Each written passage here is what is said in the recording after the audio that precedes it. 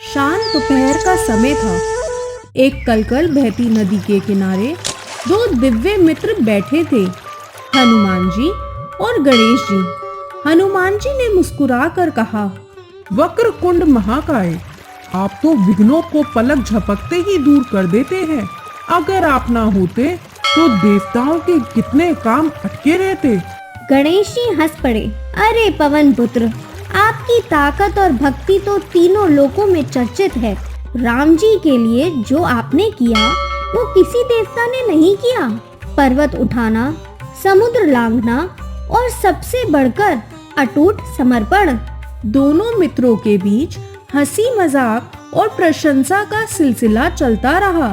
दोनों मित्र हल्की फुल्की बातें कर रहे थे।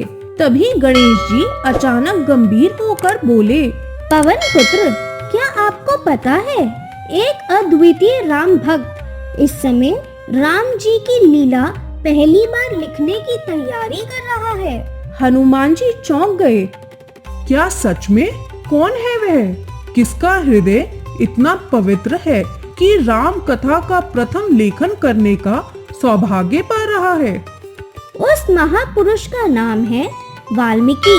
ब्रह्मा जी ने स्वयं मुझे बताया है कि वाल्मीकि जी का जीवन बड़ा अद्भुत है।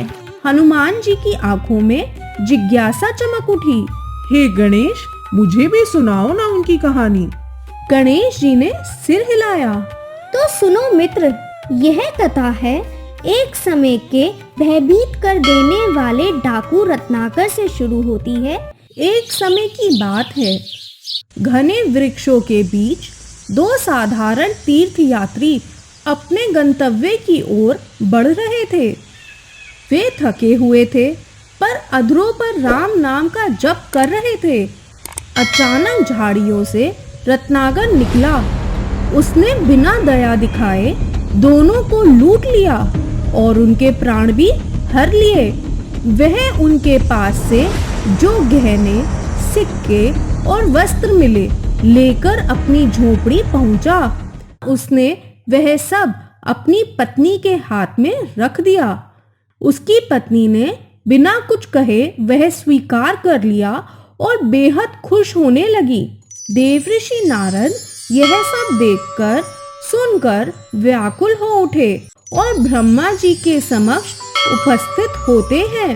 नारायण नारायण प्रभु, वन में रत्नाकर नामक पुरुष निर्दोष यात्रियों और भक्तों को लूटकर मार डालता है। उनका पाप तो अलग है, पर भक्तों का भय देखकर मेरा मन अशांत हो उठता है। आप ही कृपा करके कोई उपाय बताइए ना। ब्रह्मा जी गंभीर स्वर में कहते हैं, देवऋषि, रत्नाकर कोई साधारण जीव नहीं है। वह एक दिव्य आत्मा है जो जन्म जन्मांतर के पुण्य से इस देह में आई है, पर मोह और अज्ञान ने उसे अधर्म के मार्ग पर डाल दिया है। यदि वह दिव्य आत्मा है तो क्या उसका उद्धार संभव है? निश्चय ही संभव है। उसके हृदय में धर्म का बीज सुप्त है, बस उसे जागृत करना होगा और यह कार्य तुम्हारे अतिरिक्त और कोई नहीं कर सकता। प्रभु, वह तो क्रूर डाकू है, मेरे प्राण भी हर लेगा। प्रभु, ऐसा ना करें। वत्स, तुम उसके समीप जाओ, वाणी में करुणा रखो पर प्रश्नों से तीक्ष्णता। सत्य के स्पर्श से उसका हृदय स्वयं पिघल जाएगा। नारद जी गंभीर होकर बोले, जैसा आप कहे प्रभु। नारायण नारायण। ब्रह्मा जी के आदेश से नारद जी हाथ में वीणा लेकर वन पथ की ओर चल पड़े। रत्नाकर हाथ में कुल्हाड़ी लिए वृक्षों की छाया में इधर उधर विचर रहा था। तभी उसने दूर से आते एक तपस्वी को देखा। अरे रुको, ठहरो। जो कुछ भी तुम्हारे पास हो वो तत्काल मुझे दे दो, अन्यथा मैं तुम्हें मार डालूंगा। वत्स, क्रोध मत करो। जो कुछ मेरे पास है वह तुम्हारा हो जाएगा, पर पहले एक प्रश्न का उत्तर दो। प्रश्न? ये क्या बात है? पहले उत्तर दूं फिर धन दोगे? ये कैसी शर्त है? यदि उत्तर न दोगे तो तुम्हें कुछ ना मिलेगा। अच्छा, तो पूछो। तुम यह हिंसा और लूटपाट किसके लिए करते हो? अपने माता पिता और अपनी पत्नी के लिए सब करता हूँ। तो जाकर उनसे पूछो, क्या वे तुम्हारे इन पापों के भागीदार बनना चाहेंगे? भागीदार क्या अर्थ है आपका? अर्थ यह है कि नरक में जो दंड मिलेगा, क्या वे उसमें तुम्हारा साथ देंगे? चलो, मैं आपकी बात मान लेता हूँ। अभी जाता हूँ अपने घर और पूछ के आता हूँ, परंतु तुम यहाँ से कहीं चले मत जाना। वत्स, मैं साधु हूँ, भागना मेरा स्वभाव नहीं है। फिर भी यदि तुम्हें संदेह है तो तुम्हें जो उचित समझो वो करो।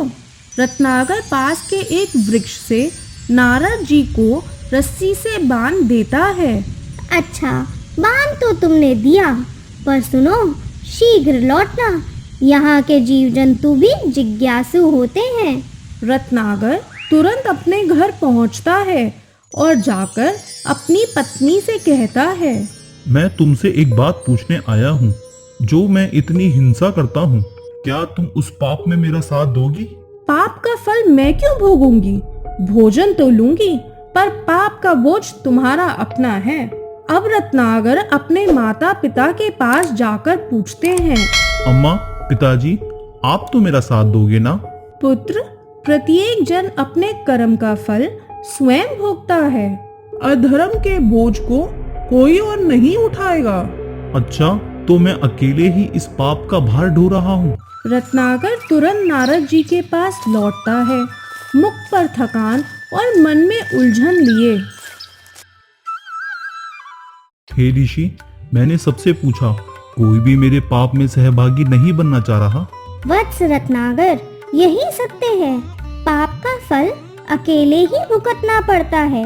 यदि जीवन सुधारना चाहते हो तो प्रभु का नाम जपो। कैसे जपूं? राम राम कहो। यदि कठिन लगे तो मरा कहो। कहते कहते वही राम हो जाएगा। यहीं से पवन पुत्र रत्नाकर के जीवन का महान परिवर्तन आरंभ हुआ। और आगे क्या हुआ? अब आरंभ होती है उसकी दीर्घ तपस्या की कथा। मरा मरा मरा, राम राम राम राम राम राम राम। मरा मरा का जप करते करते रत्नाकर के स्वर राम राम में बदल गए। सालों बीत गए। वर्ष, ग्रीष्म, शीत, सब ऋतुएं बदलती रही, पर रत्नाकर ध्यान से टस से मस न हुए। धीरे धीरे उनके चारों ओर मिट्टी का टीला बन गया, जिस पर दीमकों ने अपना घर बना लिया। कई वर्षों के बाद आकाश से पुष्प वृष्टि होने लगी और एक तेजस्वी प्रकाश सद्बद्ध हो गए। ब्रह्मा जी प्रकट हुए। ब्रह्मा जी अपने कमंडल से जल छिड़कते हैं और वर्षों से जमा मिट्टी व दीमक का घर टूटकर नीचे गिर जाता है।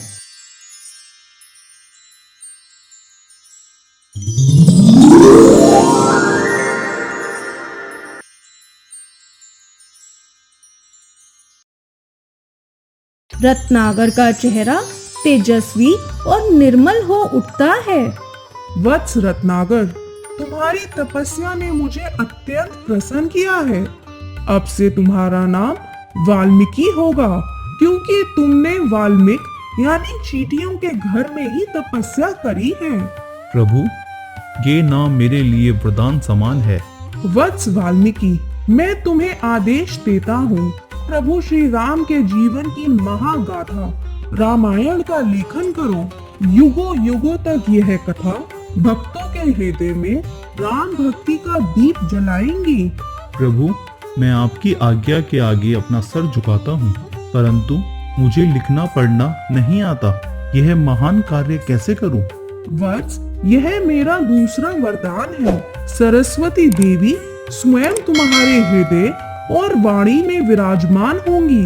तुम्हारे शब्द छंद में ढलकर राम कथा के रूप में प्रवाहित होंगे यदि सरस्वती माता का साथ मिलेगा तो यह कार्य अवश्य पूर्ण होगा। इस प्रकार रत्नाकर महर्षि वाल्मीकि बने और राम कथा की अमर गाथा उनके हृदय में अंकुरित हो उठी। कहानी सुनकर हनुमान जी बहुत जिज्ञासु हो गए। हे विघ्नहर्ता, एक कृपा करे, मुझे भी वाल्मीकि जी के पास ले चले। मैं देखना चाहता हूँ उस दिव्य महान पुरुष को जो मेरे श्री राम की गाथा लिख रहे हैं।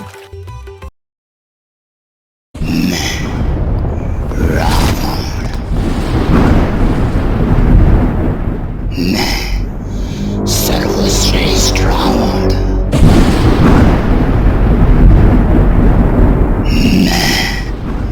महापंडित रावण, महाज्ञानी रावण, महातपस्वी रावण, मैं लंकेशपति रावण, फिर भी हार गया रावण। श्राप जिससे बना रावण। आरंभ होता है उस अद्भुत कथा का जहाँ से रावण की गाथा की जड़ें निकलती हैं। यह कथा है बैकुंठ धाम की, जहाँ भगवान विष्णु विराजमान है और उनके द्वार पर खड़े रहते हैं दो तेजस्वी द्वारपाल, जय और विजय। एक दिन दो बौने ब्राह्मण भगवान विष्णु से मिलने पहुंचे, परंतु नियति का खेल देखिए, द्वारपाल जय और विजय ने उन्हें भीतर आने से रोक दिया। ब्राह्मणों के मन में अपमान और क्रोध का ज्वार उमड़ पड़ा और वहीं से निकला वह वचन जो इस कथा का मूल कारण बना। उन्होंने जय और विजय को श्राप दिया कि वे स्वर्ग लोक से गिरकर धरती पर जन्म लेंगे और वह भी राक्षस रूप में। जय और विजय व्याकुल हो भगवान विष्णु के चरणों में गिर पड़े। भगवान विष्णु ने करुणा से मुस्कुरा कर कहा, श्राप को टाला नहीं जा सकता, परंतु इसका प्रभाव मैं हल्का अवश्य करूंगा। ऋषियों ने भी इसका तीखापन कम कर दिया है। तुम्हें 3 बार राक्षस रूप में जन्म लेना होगा और हर जन्म में तुम्हारी मृत्यु मेरे ही हाथों होगी। यह सुनकर जय और विजय शांत हो गए। उनके हृदय में एक ही सांत्वना थी, चाहे शत्रु बनकर ही सही, पर हर जन्म में भगवान के दर्शन होंगे, उनके हाथों मोक्ष मिलेगा। और इस प्रकार नियति का पहिया घूमने लगा। सतयुग में वे हुए हिरण्याक्ष और हिरण्यकश्यप, त्रेता युग में बने रावण और कुंभकर्ण, द्वापर में जन्म लिया शिशुपाल और दंतवक्र के रूप में। यह केवल श्राप की कथा नहीं थी, यह भगवान की लीला थी। रावण का जन्म कोई संयोग नहीं था, बल्कि विष्णु जी की योजना का हिस्सा था, ताकि धर्म और अधर्म का यह संघर्ष धरती पर घटित हो सके। सोमाली की योजना। लंका का राज सिंहासन पहले राक्षसों के राजा सोमाली के पास था, परंतु देवताओं और यक्षों के युद्ध में कुबेर देव, जो धन और ऐश्वर्य के अधिपति थे, ने लंका को जीत लिया। सोमाली के स्वाभिमान को यह हार भीतर तक तोड़ गई। उसके हृदय में अग्नि जल उठी। बदले की इस अग्नि में जलते हुए सोमाली ने एक योजना बनाई। उसकी दृष्टि पड़ी अपनी पुत्री कैकसी पर, सौंदर्य और तेज से युक्त कन्या। अगर मेरी पुत्री का विवाह किसी महापराक्रमी ऋषि से हो जाए तो उनकी संतानें बुद्धि और बल दोनों में अद्वितीय होंगी। वही संतानें आगे चलकर लंका को फिर से मेरे वंश को लौटाएंगी। इस विचार के साथ सोमाली ने कैकसी को भेजा ऋषि विश्वा के पास, जो कि स्वयं कुबेर के पिता थे। सोमाली जानता था कि ऐसा करने से उत्पन्न संतान में ऋषि की अद्भुत विद्या और राक्षसी कुल का पराक्रम दोनों का संगम होगा। वही संतान उसके प्रतिशोध का साधन बनेगी। कैकसी ने आज्ञा मानते हुए ऋषि विश्वा को पति के रूप में स्वीकार किया और यहीं से शुरू हुई उस महागाथा की नींव, जिससे आगे चलकर जन्म लिया रावण, कुंभकर्ण, विभीषण और शूर्पणखा ने। सोमाली की योजना सफल होती दिखी, क्योंकि रावण केवल राक्षसों का राजा ही नहीं बना, बल्कि ऐसा विद्वान, योद्धा और शिव भक्त बना जिसकी गाथा युगों तक सुनाई जाती रही। तीनों भाइयों की तपस्या। समय की धारा बहती रही। रावण, कुंभकर्ण और विभीषण तीनों भाइयों ने ठान लिया कि वे अपनी शक्ति को साधना के द्वारा प्राप्त करेंगे। वे एक सुनसान निर्जीवन पर्वत पर गए। वहीं उन्होंने आरंभ की अपनी कठोर तपस्या। रावण ने ठाना कि वह तब तक ब्रह्मा को प्रसन्न करेगा जब तक ब्रह्मा स्वयं उसके सामने प्रकट न हो जाए। उसने अपना एक सिर काटकर अग्नि में आहुति दे दी, फिर दूसरा, फिर तीसरा और देखते ही देखते 9 सिर को उसने अग्नि में अर्पित कर दिया। रक्त की धारा भूमि को भिगो रही थी और आकाश उसकी तपस्या की गर्जना से कांप उठा, किंतु ब्रह्मा अब तक प्रकट नहीं हुए। रावण का क्रोध ज्वालामुखी की तरह फूट पड़ा। उसने बिना संकोच अपना 10वां सिर भी काट दिया। जैसे ही वह सिर हवन कुंड में गिरा, वैसे ही ब्रह्मांड हिल उठा और उस तेजस्वी रक्त से उत्पन्न हुई आहुति ने स्वयं ब्रह्मा देव को प्रकट होने के लिए बाध्य कर दिया।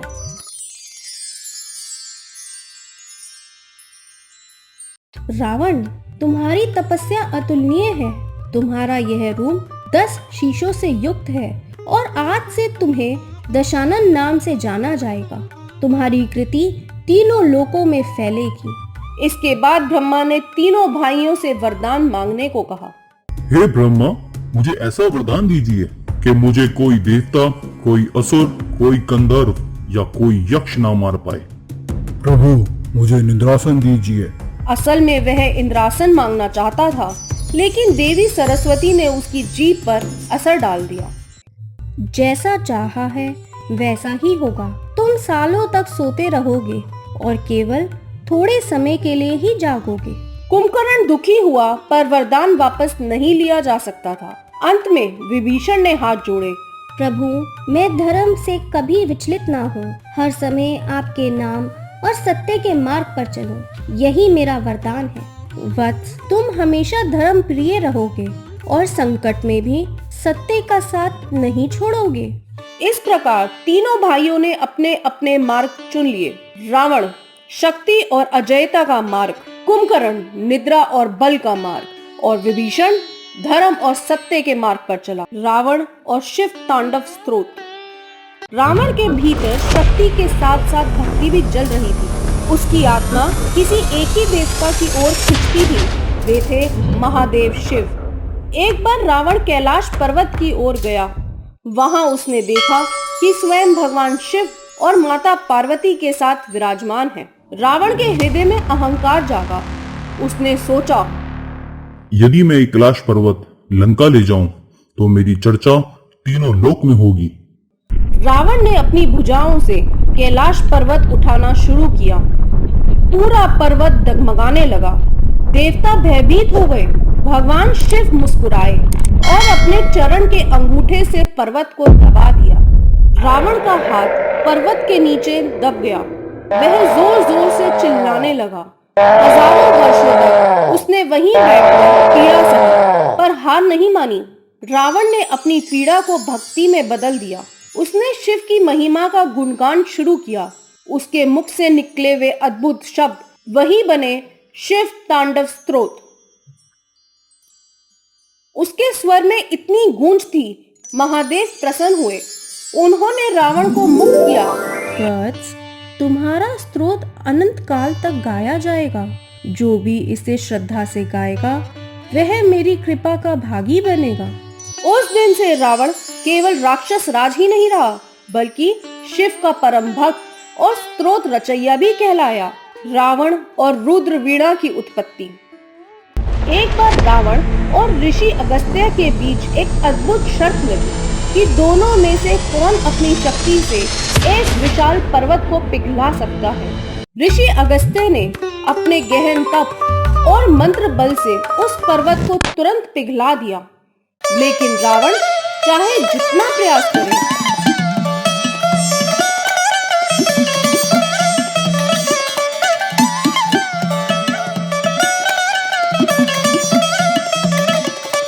वह सफल ना हो सका। आखिरकार उसने विनम्र होकर ऋषि अगस्त्य से इसका रहस्य पूछा। ऋषि अगस्त्य मुस्कुराए और बोले, मैंने जिस वीणा के तार बजाए वह एक अद्भुत जीव यासी की नसों से बने हैं। याजी एक दिव्य प्राणी था, आधा शेर, आधा हाथी और आधा घोड़ा, जो शक्ति और साहस का प्रतीक माना जाता था। आज भी उसके शिल्प और मूर्तियां दक्षिण भारत के कई मंदिरों की दीवारों और स्तंभों पर उकेरी हुई देखी जा सकती हैं। यह सुनकर रावण ने उसी याजी की नसों से फिर से एक नई वीणा बनाई और उसे भगवान शिव को समर्पित किया।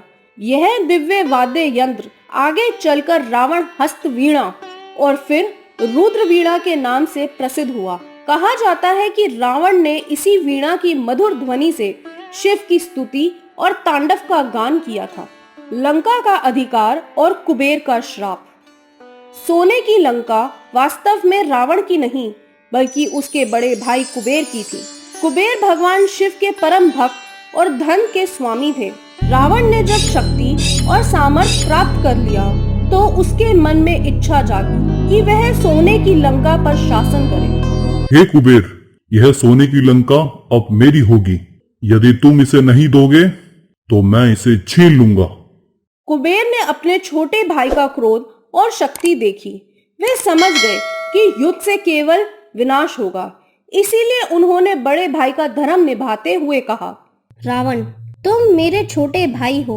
यदि तुम इस लंका को मांग रहे हो तो मैं इसे तुम्हें देता हूँ। अब यह लंका तुम्हारी है। रावण ने लंका प्राप्त कर ली, लेकिन उसका अभिमान यही नहीं रुका।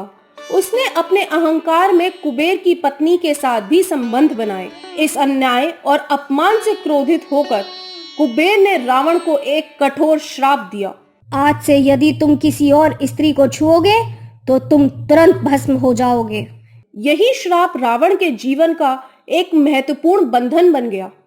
जब वह सीता माता को अशोक वाटिका में ले आया तब भी उसने उन्हें स्पर्श नहीं किया, क्योंकि वह जानता था यदि उसने ऐसा किया तो श्रापवश वह तत्काल ही भस्म हो जाएगा।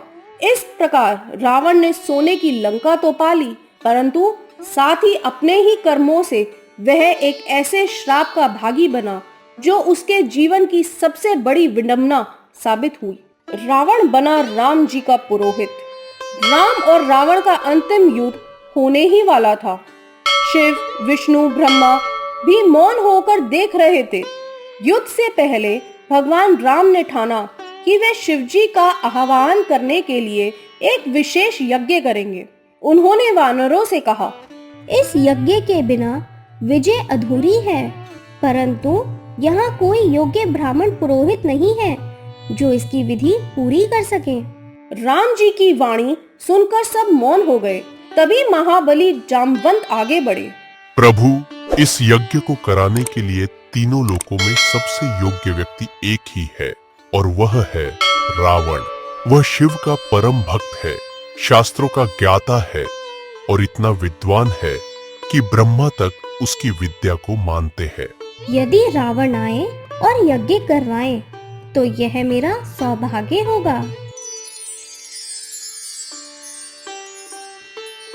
लंका का सम्राट, राम जी का शत्रु, स्वयं यज्ञ का पुरोहित बनकर रणभूमि में आया। उसने यज्ञ की सारी सामग्री स्वयं लाकर रखी। यहाँ तक कि सीता माता को भी सम्मान पूर्वक ले आया ताकि वे राम जी के साथ यज्ञ में बैठ सके और उस यज्ञ को पूर्ण कर सके। वैदिक मंत्र गाए और शिव जी का आवाहन किया। उसका स्वर गूंज उठा, ओम नमः शिवाय, ओम नमः शिवाय, ओम नमः शिवाय। युद्ध भूमि में शिव जी के मंत्रों की ध्वनि फैल गई। यज्ञ पूर्ण होने के बाद रावण ने राम की ओर देखा और गहरी आवाज में कहा, राम, अब यह यज्ञ तुम्हें विजय प्राप्त करेगा। मैं तुम्हें आशीर्वाद देता हूँ। आज तुम निश्चित ही विजय होगे, क्योंकि यह यज्ञ शिव जी का है और इसके पूर्ण होने के बाद हार किसी की भी हो, विजय तो तुम्हारी ही होगी। राम जी ने सिर झुकाकर रावण को प्रणाम किया। उनके नेत्रों में आदर था, क्योंकि उस क्षण राम जी ने अपने शत्रु में छिपे हुए विद्वान, पुरोहित और शिव भक्त रावण को देखा। जहां शत्रु होते हुए भी रावण ने अपने प्रतिद्वंदी को विजय का आशीर्वाद दिया। रावण का अंतिम उपदेश। लंका का युद्ध अपने अंतिम पड़ाव पर था। राम के तीर से घायल होकर रावण रणभूमि पर गिर चुका था। उसका देह अंत की ओर बढ़ रहा था, पर उसके भीतर का ज्ञान अभी भी अमर था। राम जी ने लक्ष्मण से कहा, रावण महापंडित था। जाओ लक्ष्मण, उससे जीवन के कुछ उपदेश सीखो। लक्ष्मण रावण के समीप जाकर विनम्रता से खड़े हुए। मरते हुए रावण ने धीमी किंतु गंभीर आवाज में 3 अमूल्य बातें कही। सुनो, मैं तुम्हें 3 बातें बताना चाहता हूँ जो मैंने अपने जीवन से सीखी है। पहली बात, अच्छे कार्य का आरंभ जितना शीघ्र हो सके कर देना चाहिए। मैंने कई बार सही समय पर सही कार्य करने का विचार किया, लेकिन उसे टालता गया और इस कारण मेरे जीवन में अनेक विपत्तियां आई। दूसरी बात, अपने रहस्य को कभी भी किसी के साथ साझा नहीं करना चाहिए। मैंने अपनी सबसे बड़ी कमजोरी अमृत कुंड का रहस्य विभीषण को बताया और उसने इसे श्री राम तक पहुंचा दिया। यह मेरे पतन का प्रमुख कारण बना। तीसरी बात, अपने शत्रु को कभी भी छोटा नहीं समझना चाहिए। मैंने तुम्हारे भाई श्री राम को साधारण मनुष्य समझा और यही मेरी सबसे बड़ी भूल थी। अगर मैंने उन्हें भगवान के रूप में स्वीकारा होता तो शायद मेरी यह स्थिति ना होती। इन 3 उपदेशों के बाद रावण ने अंतिम श्वास ली। उसका जीवन भले ही समाप्त हो गया, पर उसका दिया हुआ ज्ञान आज भी अनमोल धरोहर बनकर जीवित है। प्राचीन काल में पीठक नाम का एक ब्राह्मण रहा करता था। वह माता भगवती दुर्गा का बहुत बड़ा भक्त था। उसकी एक बहुत ही सुंदर कन्या थी जो संपूर्ण सद्गुणों की युक्ति थी। उस कन्या का नाम सुमति था और वह अपनी सहेलियों के साथ क्रीड़ा करती हुई इस प्रकार बड़ी होने लगी जैसे कि चंद्रमा की कली बढ़ती है। उसके पिता प्रतिदिन माँ दुर्गा की पूजा करके हवन किया करते थे और उस समय वो भी वहाँ उपस्थित होकर अपने पिता के साथ पूजा करती थी। एक दिन सुमति अपनी सहेलियों के साथ खेल में लग गई और भगवती की पूजा में उपस्थित नहीं हो पाई। उसके पिता को अपनी पुत्री की ऐसी असावधानी देखकर बहुत क्रोध आया और उन्होंने अपनी पुत्री से कहा, अरे दुष्ट पुत्री, आज तूने भगवती का पूजन नहीं किया, इस कारण मैं किसी दुष्ट रोगी या दरिद्र के साथ तेरा विवाह कराऊंगा। अपने पिता का ऐसा वचन सुनकर उसने अपने पिता से कहा, हे पिता, मैं आपकी ही कन्या हूँ और सब तरह से आपके अधीन हूँ। जैसी आपकी इच्छा हो वैसा ही करो। आप चाहे मेरा विवाह किसी से भी कर दो, पर होगा वही जो मेरे भाग्य में लिखा है। मेरा ये अटल विश्वास है कि हम जैसा कर्म करते हैं हमें उसी के अनुसार फल मिलता है, क्योंकि कर्म करना मनुष्य के अधीन है और फल देना ईश्वर के अधीन है। अपनी कन्या की इस प्रकार के वचन सुनकर ब्राह्मण ने गुस्से में अपनी कन्या का विवाह एक कुष्ठ रोगी के साथ कर दिया और बहुत क्रोधित होकर कहने लगा, हे पुत्री, अपने कर्म का फल भोगो और देखते हैं तुम अपने भाग्य के भरोसे रहकर क्या कर पाती हो। पिता के ऐसे कड़वे वचन सुनकर सुमति के मन में विचार आने लगा कि मेरा बहुत दुर्भाग्य है कि मुझे ऐसा पति मिला है। इस तरह अपने दुखों का विचार करती हुई वह कन्या अपने पति के साथ वन में चली गई और उन्होंने उस वन में वह रात बड़े कष्ट से बिताई। उस गरीब बालिका की ऐसी दशा देखकर माता भगवती उसके पूर्व पुण्य कर्मों के प्रभाव से प्रकट हो गई और उन्होंने सुमति से कहा, मैं तुझसे बहुत प्रसन्न हूँ, तुम मुझसे जो चाहे वरदान मांग सकती हो। भगवती का ऐसा वचन सुनकर सुमति ने कहा, आप कौन हैं? वह मुझे बताएं। यह सुनकर भगवती देवी ने कहा, मैं आदि शक्ति भगवती हूँ। मैं ही ब्रह्मा विद्या और सरस्वती हूँ। मैं प्रसन्न होने पर प्राणियों के दुख दूर कर देती हूँ और उनको सुख प्रदान करती हूँ। मैं तुझ पर तेरे पूर्व जन्म के पुण्य के प्रभाव से प्रसन्न हूँ। तुम्हारे पूर्व के जन्म में तुम एक भील की पत्नी थी और बहुत पवित्र औरत थी। एक दिन तेरे पति निषाद ने चोरी की। चोरी करने के कारण सिपाहियों ने तुम दोनों को पकड़ लिया और ले जाकर जेल खाने में बंद कर दिया। उन्होंने तुमको और तुम्हारे पति को भोजन भी नहीं दिया। इस प्रकार नवरात्रि के दिनों में न तो तुमने कुछ खाया और ना ही जल पिया। इस प्रकार 9 दिनों तक नवरात्रों का व्रत हो गया। हे ब्राह्मणी, उन दिनों में जो व्रत हुआ, उस व्रत के प्रभाव से प्रसन्न होकर मैं तुम्हें मनवांछित फल देती हूँ। तुम्हारी जो भी इच्छा हो मांग लो। माता दुर्गा के वचन सुनकर सुमति ने कहा, अगर आप मुझ पर प्रसन्न हैं तो हे दुर्गे, मैं आपको प्रणाम करती हूँ। अगर आप मुझ पर प्रसन्न हैं तो कृपया करके मेरे पति का कोढ़ दूर कर दीजिए। देवी ने कहा, उन दिनों जो व्रत तुमने किया था, उस व्रत का एक दिन का पुण्य तुम्हारे पति का कोढ़ दूर करने के लिए अर्पण कर दो। उस पुण्य के प्रभाव से तेरे पति का कोढ़ दूर हो जाएगा। इस प्रकार के वचन सुनकर सुमति बहुत प्रसन्न हुई और उसका पति निरोग होकर बहुत ही सुंदर और कांतिमान हो गया। वह ब्राह्मणी पति की ऐसी काया देखकर देवी की स्तुति करने लगी और कहने लगी, आप दूसरों की दुर्गति दूर करने वाली, तीनों लोगों का संताप हरने वाली, समस्त दुखों को दूर करने वाली, रोगी मनुष्यों के निरोग दूर करने वाली, प्रसन्न होकर मनवांछित फल देने वाली और दुष्टों का नाश करने वाली जग की माता हो। मुझ निरपराध अबला को मेरे पिता ने एक पुष्टि मनुष्य के साथ विवाह कर घर से निकाल दिया। पिता के तिरस्कार से मैं वन में घूम रही हूँ और अब आपने मेरा उद्धार किया है। हे देवी, मैं आपको प्रणाम करती हूँ। आप मेरी रक्षा करना। सुमति की ऐसी स्तुति सुनकर देवी बहुत प्रसन्न हुई और उन्होंने उसको अति बुद्धिवान, धनवान, कृतिवान और जितेंद्रिय पुत्र शीघ्र उत्पन्न होगा ऐसा वर दिया। इस प्रकार देवी भगवती ने सुमति पर कृपा करी।